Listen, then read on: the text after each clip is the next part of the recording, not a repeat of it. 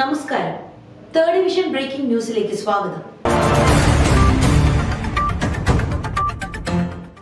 കാസർഗോഡ് ചെറുവത്തൂരിലെ വീരമലക്കുന്ന് ദേശീയപാതയിലേക്ക് ഇടിഞ്ഞു വീണു. തലനാരിഴയ്ക്കാണ് വൻ ദുരന്തം ഒഴിവായത്. ദേശീയപാത നീലേശ്വരത്തിനും ചെറുവത്തൂരിനും ഇടയിലാണ് കുന്നിടിഞ്ഞത്.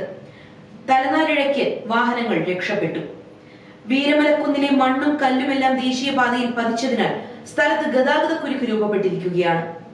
മേഘ കൺസ്ട്രക്ഷൻസ് ദേശീയപാത നിർമ്മാണം നടത്തുന്ന ഇടത്താണ് വീരമലക്കുന്നുള്ളത്. നേരത്തെ തന്നെ ഈ പ്രദേശത്തെ അതീവ ജാഗ്രതാ പട്ടികയിൽ ജില്ലാ കളക്ടർ ഉൾപ്പെടുത്തിയിരുന്നു.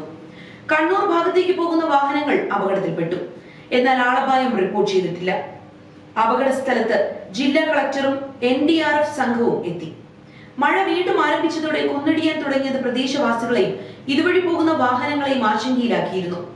അപകട സാധ്യത കണക്കിലെടുത്ത് ജില്ലാ ഭരണ സംവിധാനത്തിന്റെ നിർദ്ദേശപ്രകാരം നിർമ്മാണ കമ്പനി ഈ പ്രദേശത്ത് വെളിച്ചവും നിരീക്ഷണത്തിന് കമ്പനി ജീവനക്കാരെയും നിയമിച്ചിരുന്നു. ദേശീയപാത നിർമ്മാണത്തിലെ അപാകത പരിശോധിച്ച് റിപ്പോർട്ട് നൽകുന്നതിനായി ദേശീയപാത അതോറിറ്റി നിയോഗിച്ച ഉന്നതതല സംഘം വീരമലക്കുന്ന് സന്ദർശിച്ചെങ്കിലും കാര്യമായ പരിശോധന നടത്താതെ തിരിച്ചു പോവുകയായിരുന്നു. അതേസമയം അപകടത്തിൽ മന്ത്രി AK ശശീന്ദ്രൻ അടിയന്തര റിപ്പോർട്ട് ആവശ്യപ്പെട്ടിട്ടുണ്ട്.